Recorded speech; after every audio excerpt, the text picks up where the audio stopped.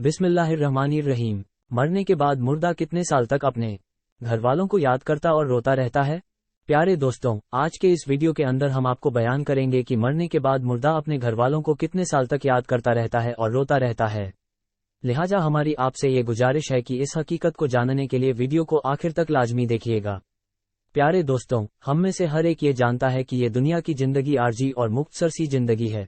एक न एक दिन हम में से हर एक को इंतकाल करना है और इस दुनिया फानी को छोड़कर अपने असली ठिकाना आखिरत की तरफ जाना है। और मौत एक ऐसा दरवाजा है जिसमें से हर एक को बुझना है।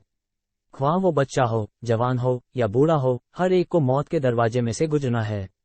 जिस तरह के अल्लाह तबारक व ताला कुरान पाक में इरशाद फरमाता है, कुल्लू नफ्सिन जायकातुल मौत, कि हर जानदार ने मौत का जायका चखना है।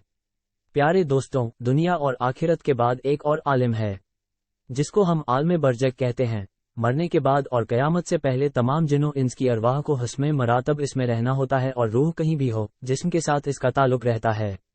कब्र पर आने वालों को पहचानती है और यह कहना कि फलां की रूह फलां के अंदर चली गई या इसने दोबारा जन्म लिया, यह अकीदा कुरान और सुन्नत के खिलाफ है।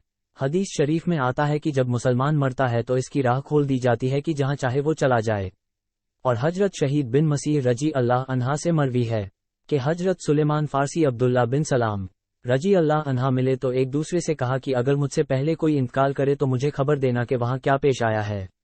कहा, क्या जिंदे और मुर्दा भी मिलते हैं? तो फरमाया, हाँ, मुसलमान की रूह जन्नत में होती हैं, इन्हें इख्तियार होता है जहां चाहे चली जाएं। प्यारे दोस्तों, अब सवाल ये है कि क्या मरने के बाद मुर्दे अपने घर वालों को याद करते हैं? जब किसी इंसान का इंतकाल होता है तो मरने वाले शख्स को ये मालूम होता है कि हम इस दुनिया से मुंतकिल होकर इस दुनिया में यानी कि आलमे बरज़ख में आ गए हैं, और इसको ये सारी चीजें याद होती हैं कि हमारा घर है, मकान है, रिश्तेदार हैं और हमारे बहन भाई भी हैं और हमारी एक फैमिली है। और यहाँ तक कि जब इस मुर्दे के रोज निकल जाती है और उसको दफनाया जा रहा होता है तो फिर उस वक्त वो मुर्दा अपनी आंखों से सारी चीजें देख भी रहा होता है, यानी कि उसकी रूह तमाम चीजों को देख रही होती है और उसको पता होता है कि अब हमें कफन पहनाया जा रहा है और अब हमारे जनाजे को उठाया जा रहा है।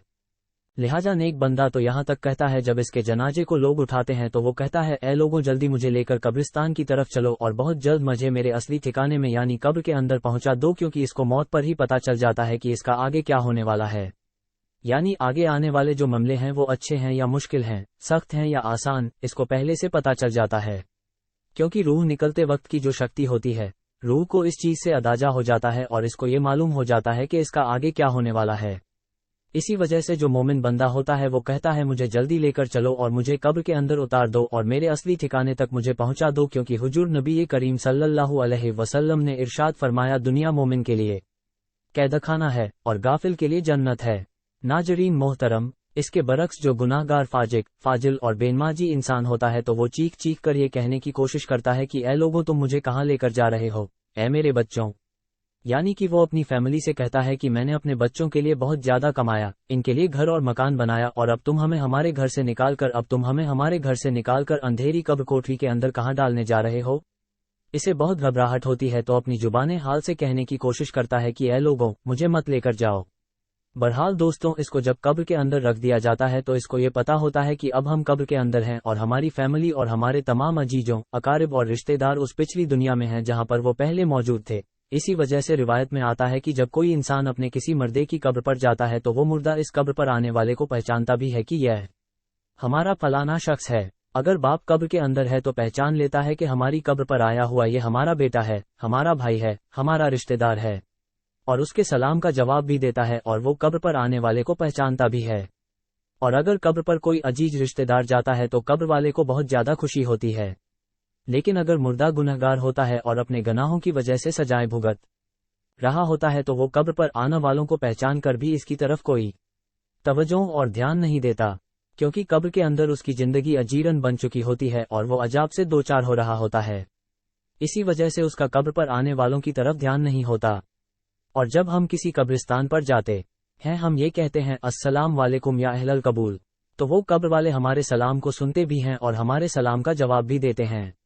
और बुखारी शरीफ की हदीस में है कि जब कोई शख्स अपने किसी मरहूम के लिए इसाले सवाब करता है और जब उस इसाले सवाब को तोहफा बनाकर उस मुर्दे को पेश किया जाता है तो वो बड़ा खुश होता है और उस वक्त उसको ऐसी खुशी मिलती है कि इससे पहले उसको ऐसी खुशी कभी भी नहीं मिली होती। दोस्तों, जो गुनाहगार बंदा होता है उसे ये दुनिया बहुत याद आती है, وہ یہ کہتا ہے کہ ہم بہت عیش کی زندگی میں تھے کیونکہ یہ دنیا کی زندگی اس کے لیے جنت تھی، اس کو قبر کے اندر عذاب ہو رہا ہوتا ہے، اسی وجہ سے وہ اپنی دنیا کی زندگی کو یاد کرتا ہے کیونکہ دنیا کی زندگی کے اندر اس کو سکھ تھا اور دنیا کی زندگی کے اندر وہ اس طرح کے عذاب میں مبتلا نہیں تھا۔ اسی وجہ سے گناہ گار شخص دنیا کی زندگی کو یاد کرتا رہتا ہے اور اپنے گھر والوں کو یاد کرتا رہتا ہے۔ اسی وجہ سے اسلام میں مرحومین کے لیے ایصال ثواب کے تلقین کی گئی ہے، کیونکہ ایصال ثواب کرنے سے جو گناہ گار ہوتے ہیں ان کے گناہوں کی بخشش ہوتی ہے اور جو نیکوکار ہوتے ہیں ان کے درجات بلند ہوتے ہیں۔ لہٰذا ہمیں ہر حال میں اپنے مرحومین کو یاد رکھنا چاہیے اور ان کے لیے ایصال ثواب کا اہتمام کرنا چاہیے، اور ہمیں چاہیے کہ جب ہم استغفار کریں تو ہم اپنے لیے نہ کریں بلکہ اپنے استغفار میں ہم اپنے تمام عزیزوں، اقارب، رشتہ دار مرحومین کو بھی شامل رکھیں۔ ناظرین محترم، لیکن جو نیک بندہ ہوتا ہے تو وہ دنیا کی زندگی کو یاد نہیں کرتا، کیونکہ دنیا کی زندگی اس کے لیے قید خانہ تھی اور اس کے لیے قبر کی زندگی یعنی کہ عالم برزخ کی زندگی جنت ہوتی ہے، کیونکہ اس کے لیے قبر میں جنت کا بچھونا بچھا دیا جاتا ہے اور اس کو جنت کا لباس پہنا دیا جاتا ہے اور اس کی قبر جنت کے باغوں میں سے ایک باغ بن جاتی ہے اور اس کی قبر میں جنت کی کھڑکی کھول دی جاتی ہے جس سے جنت کی خوشبو میں قبر کے اندر اس کو محسوس ہوتی ہے اور نیک بندہ بڑی ہی راحتوں اور سکون میں ہوتا ہے۔ اسی وجہ سے اس کو دنیا کی اور اپنے گھر والوں کی کسی قسم کی کوئی ٹینشن اور فکر اور پریشانی نہیں ہوتی، کیونکہ اب وہ اپنی اس زندگی میں ہوتا ہے جس کے اندر اس کو راحت اور سکون ہوتا ہے اور جس کے اندر اس کو ہمیشہ رہنا ہے اور وہ اسی میں خوش ہوتا ہے۔ آمین۔ ویڈیو کے آخر میں ایک بار درود شریف پڑھنا مت بھولیے گا۔ ملتے ہیں ایک اور معلوماتی ویڈیو میں، تب تک کے لیے اپنا خیال رکھنا۔ مزید ایسے ہی ویڈیو دیکھنے کے لیے ہمارے چینل کو ضرور سبسکرائب کریں۔